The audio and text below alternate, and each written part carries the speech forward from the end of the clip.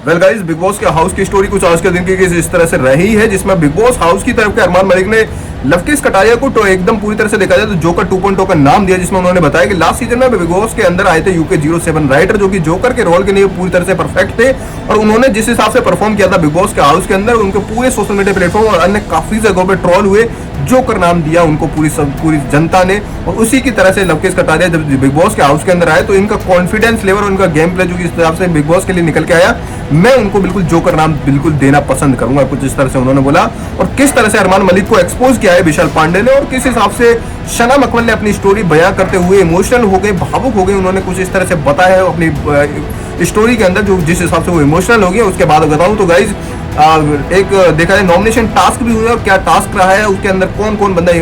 Task के लिए देखा जाए रिजेक्ट हुआ, बहुत सारी चीजें हैं। और उससे पहले एक नई इन्फॉर्मेशन जो कि निकल के आते हैं अरमान मलिक की वाइफ, फर्स्ट वाइफ की तरफ से, पायल मलिक की तरफ से, जो कि काफी ज्यादा इमोशनल सीन क्रिएट हुआ और घर के सभी सदस्य पायल मलिक को एकदम बिल्कुल पूरी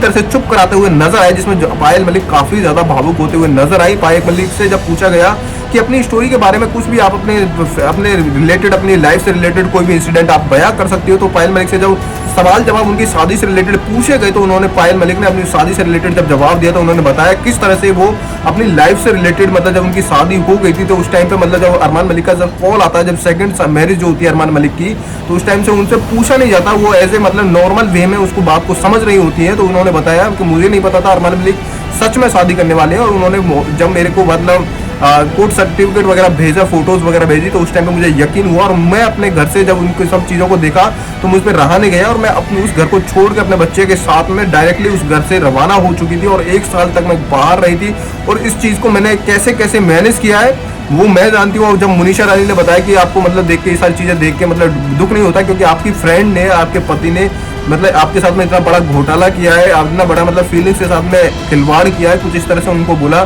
तो पायल मलिक काफ़ी ज़्यादा इमोशनल हो गई है। और पायल मलिक ने बताया कि किस तरह से उनको मतलब बहुत सारी चीज़ों का सामना करना पड़ा है। उन्होंने बताया कि मैं 1 साल के लिए अपनी फैमिली से बाहर हो गई थी, अलग हो गई थी, और मैंने साफ तौर पर बता दिया कि मैं तुम्हारे साथ में नहीं रहूंगी। पर लेकिन पायल मलिक ने बताया कि उसके माता पिता, उसके आगे पीछे कोई भी बंदा है नहीं है, तो उसको 1 साल तक उसको ये चीज़ें सही करने में लगा। उसने बोला कि लास्ट टाइम पे जबकि मतलब उसको लगा कि कोई भी मेरे आगे पीछे है नहीं है, तो उसने इन सब चीज़ों को एक्सेप्ट किया, और एक्सेप्ट करने के बाद में अरमान मलिक के साथ में वो जुड़ गई और दोबारा से वो उनकी लाइफ आगे कंटिन्यू हुई। और जब भी ऐसा इमोशनल सीन क्रिएट होता हुआ नजर आया तो पायल मलिक हमेशा से उदास होती हुई नजर आई है, भावुक होती हुई नजर आई है, इमोशनल होती हुई नजर आई है, और बिग बॉस हाउस के अंदर रोती हुई नजर आई है। वेल गाइस, उसके बाद में अगर सना मकमल की बात करें तो सना मकमल ने भी अपनी स्टोरी, इंसिडेंट, अपने लाइफ से रिलेटेड कुछ बयां करा, जिसमें उन्होंने एक इम्पोर्टेंट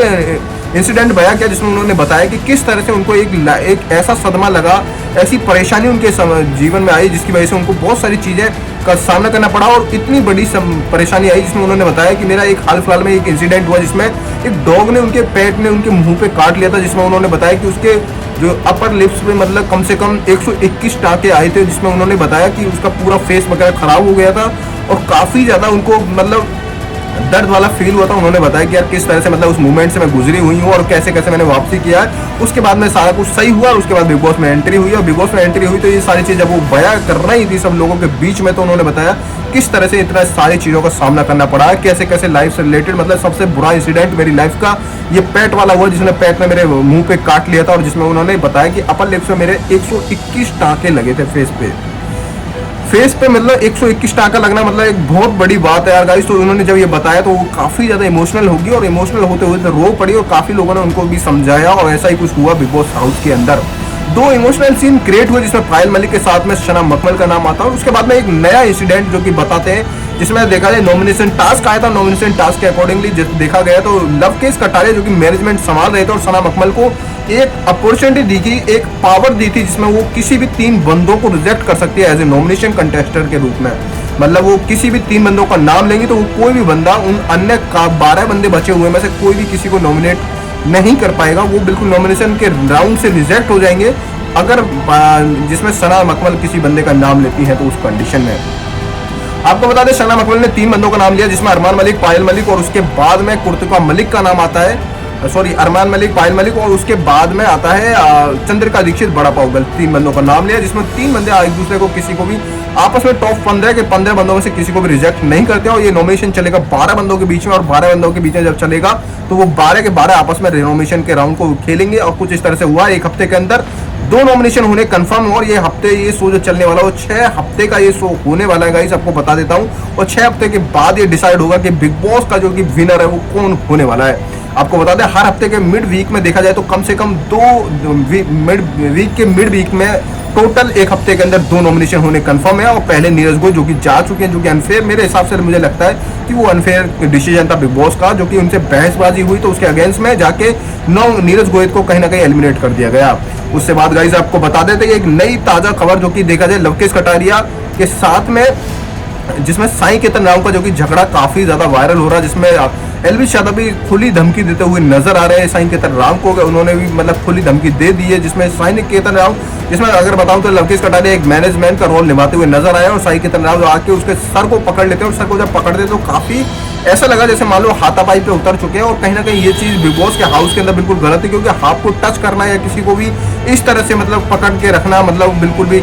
नाम गलत है। और कहीं ना कहीं बिग बॉस भी इसको एक्सेप्ट नहीं करता है, क्योंकि ये चीज एकदम इलीगल है। क्योंकि बिग बॉस हाउस के अंदर आप मुंह से बोल सकते हो, हाथ किसी को लगा नहीं सकते हो। अगर ऐसा करते तो उसके बेस पे आधार पे आपको भाई दंड नहीं, अपना अपराध जो कि बिग बॉस हाउस की तरफ से आपको दिया जा सकता है। कुछ इस तरह से हुआ, और लवकेश कटारिया ने खास तौर पे बता दिया कि भाई जो कि सीरियस मैटर है वो अपना अलग रखा करो, और आप इस तरह से फाइट में इन्वॉल्व मत हुआ करो। और जिस हिसाब से आपने मेरे साथ बदतमीजी की वो कहीं ना कहीं गलत है। अगर मैं भी चाहूँ तो हाथ उठा सकता हूँ, कुछ इस तरह से उनके बीच में। और ये साई केतन राव लवकेश कटारिया के बीच में काफी पुराना देखा जाए तो काफी टाइम से जब से स्टार्ट हुआ बिग बॉस, तब से ही मतलब कहीं ना कहीं दिक्कत है, जो कि लवकेश कटारिया बस इस साई केतन राव के बीच में काफी ज्यादा देखने को मिली है। यहाँ पे अच्छा खासा बॉन्ड जो कि देखा जाए तो साई केतन राव के अलावा, जिसमें विशाल पांडे और लवकेश कटारिया के बीच में एक भाईचारा वाला ब्रांड जो कि बना हुआ है, इसमें भाईचारा ऑन टॉप जो कि इन दोनों के बीच में बना हुआ है, कहीं ना कहीं वो काफी ज्यादा बेहतर आने वाले टाइम के लिए लवकेश कटारिया और विशाल पांडे के लिए। अब ये भाईचारा वाली जो कि फीलिंग है लवकेश कटारिया और विशाल पांडे के लिए आने वाले टाइम में कितने टाइम तक चलने वाली है,